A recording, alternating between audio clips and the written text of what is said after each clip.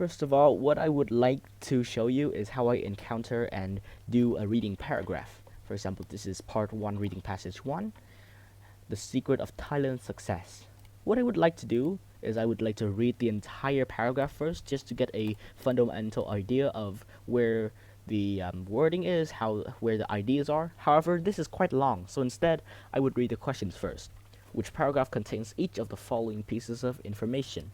The fact that a woman runs of Thailand's biggest banks. Okay, Thailand's biggest banks.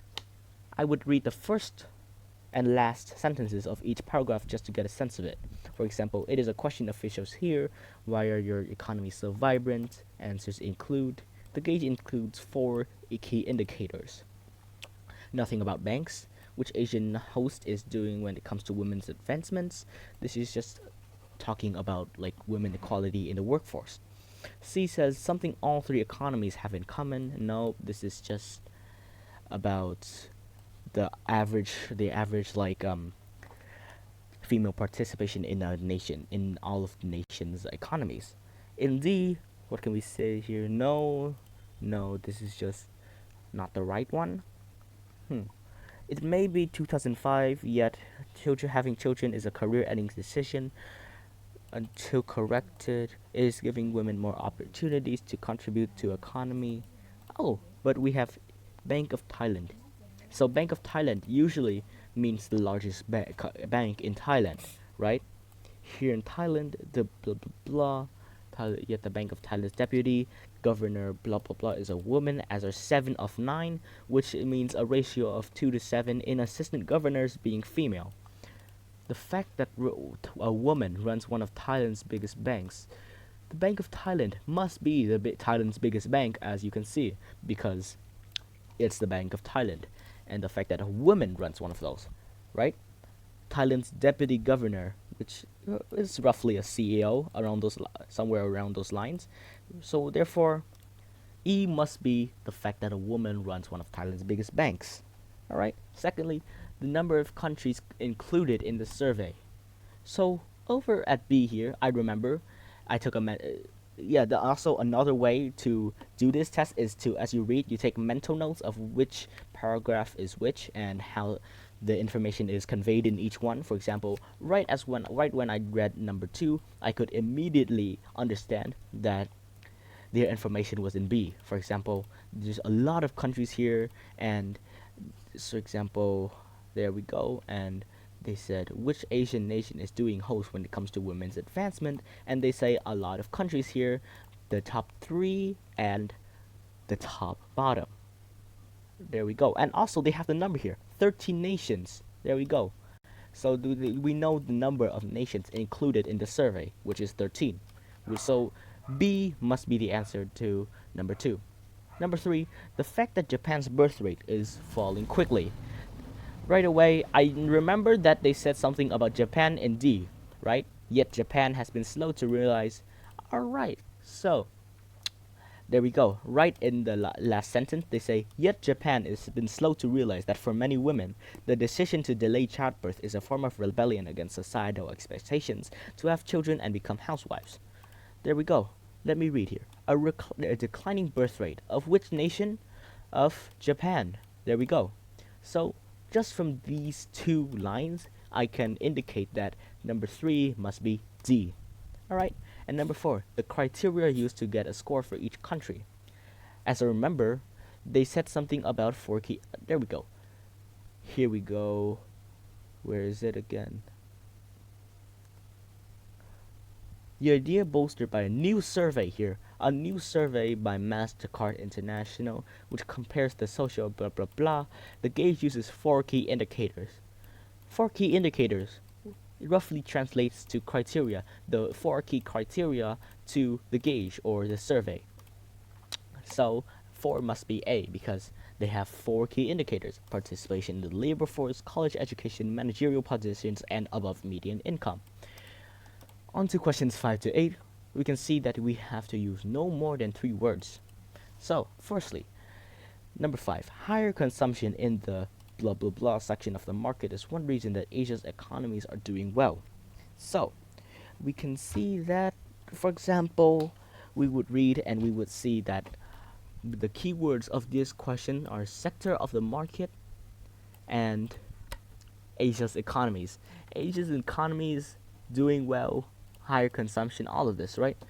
Now, what I can dissect from the question is that higher consumption may translate to an increase in something, higher score, higher currency value, blah blah blah. Sector of the market just means, a portion of the market. Asia's economies are doing well. All right. So now when I read, right, for example, when I'm reading, it is a question, blah blah blah. I would usually read from top to bottom because it's just my habit. There's way too many to keep mental notes of each and every idea, so for questions that I am stumped on, I would just read from top to bottom. It doesn't really take much time. There's only 3 parts, so each part you get 20 minutes, which is actually a lot. For example, right here, answers include young and swelling population, no, and the idea is that more vibrant economies. Right here, this is a keyword, vibrant economies. This roughly translates to an economy that is doing well, right? Vibrant meaning lovely, lovely and doing well. It's breathing well, right? A lovely economy that is doing well. So now we can backtrack. Either one, we backtrack to see what they said in the sentence, or we can see what they boosted. For example, I will backtrack, right? The idea is that more opportunities, no more. Okay, women. Okay, more. The idea is to this list, and of course, all right, evolving markets, middle class, emerging middle class consumer sectors. Right here, with paired with evolving markets, right? We have two more keywords, market and sector. So right away, I can see that the sector of the market, and this, for example, over here they say answers include. Oh, so we have everything. Why are your economies so vibrant? So they ask the question, why are Asia's economies so vibrant? Why are Asia's economies are doing well? Answers include. Answers are just another reason. It's just another word for reason. So, why are your economies so vibrant? Answers include young and swelling populations, decreased debt, growing cities, and emerging middle-class consumer sectors, evolving markets. So, middle-class consumer sectors must be the answer to number 5. I would copy and paste middle-class consumer sectors. In the middle, the scores were decided through a combination of interviews and blah blah blah. So now I would continue reading which Asian nation is doing host, blah blah blah. Women in 13 nations, and okay, the survey was based on interviews with 300 to 350 women in 13 nations and national statistics. So right away, the answer to this is national statistics. There we go. Continuing, they say higher blah blah blah has created an economic problem for Korea. Now I remember that Korea was not in ABC. Yes, they were included, but not very mentioned. So I would jump right to D and E to find them, which is where Korea is mentioned more. Maybe blah blah blah. Korea also ranks low on United Nations. It ranked below economic utilizing workforce and growth rates in the economy. Increase female participation, let women. Okay. No, nothing about this. It may be 2005, well educated, Thailand, nope, nothing. So now I will backtrack, right? Backtracking is also an extremely great tool in reading. For example, I can read some of the economies, 3 worst ranked workforce, role of women in economic growth development to extend. Okay, here, take Korea, which has been walking in place economically in recent years. Immediately following the 97-98 Asian financial crisis, Korea became a regional role model as growth boomed and unemployment fell, yet a massive increase in household debt. Higher roughly translates to an increase in something, and economic problems. Economic problems may include things like a lower currency value, maybe some problems with the debt ceiling in Korea, blah blah blah. And over here they say left consumers overexposed and growth slowed. Usually slow growth means an economic problem. Therefore, a massive increase in household debt is the answer, right? So higher household debt has created an economic problem for Korea. Lastly, Japanese politicians have not yet decided how to get money for the blah blah blah. Again, let me read. For example, in D, right? Maybe it is just a coincidence that Korea also blah blah blah. This is just Korea. The same goes for Japan, the reluctance of Asia's biggest economy to increase female participation. The trend is nothing short of a crisis for a highly indebted nation. Japanese politicians. What do politicians include? The prime minister, debt ministers, anything in the government in the nation is a politician. So, a highly indebted nation may be directly linked to Japanese politicians. That has yet to figure out, so have not yet decided, can roughly translate to has yet to figure out. How to fund. Funding is just another word for getting money. So therefore, how to get money for the national pension system. Right here, they say how to fund the national pension system. The trend is nothing short of a crisis for a highly indebted nation of 160 million that has yet to figure out how to fund the national pension system down the road. And over here, this sentence, Japanese politicians have not yet decided how to get money, roughly translates to a highly indebted nation of 116 million that has yet to figure out how to fund the national pension system. Therefore, the answer for number 8 must be national pension system. Alright, in questions 9 to 13, we see that there are 5 true-false questions, right? Now, if we look and dissect each one, they can say other countries are looking at the example of Thailand to see if its policies can help their economies, right? Other countries are looking at the example of Thailand. So now we can look back. The E does mention Thailand. Where else? It also needs to mention other countries, right? Alright, for example, let's look at B.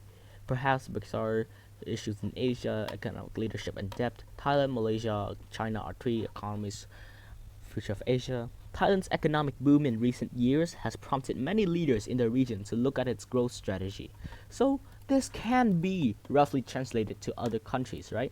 Many leaders in the region to look at its own growth strategies. So this can roughly translate to other countries are looking at the example of Thailand to see if its policies can help their economies. So therefore 9 must be true. Higher female participation in an economy always leads to greater economic growth. So, I can see that women in the workforce, yes, they're great. Let's see here. Something all 3 countries have in common are an average level of female participation, right? What the 3 worst ranked economies share are severe long-term economic challenges of high levels of debt and a female workforce that is being neglected. Right? Very conclusive on the role of women in economic growth and development. This is very good evidence that number 10 is true. However, there is one word that is always a bomb in these tests, which is always. Nothing is always.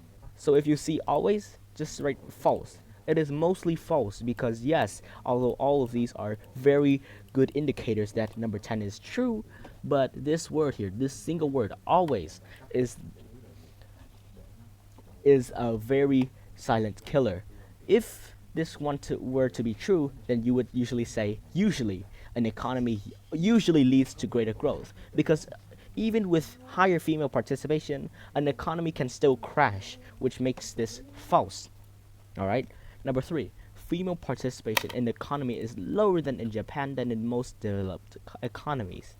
Okay? So, if we go back to B, we can see that, oh, where is it again? Here we go. At the bottom of the list of 13 nations, right, is South Korea, followed by Indonesia and Japan. Japan is the 3rd worst ranked country. And they say over here, female participation in the economy is lower than in Japan than in most other, which means out of 13 nations, Japan is worse than 10 other nations. So, therefore, number 11 must be true. Number 12. Most of the Bank of Thailand's assistant governors are female. If we go back to E, we can see that 7 of 9 assistant governors are female. So therefore, number 12 must be true.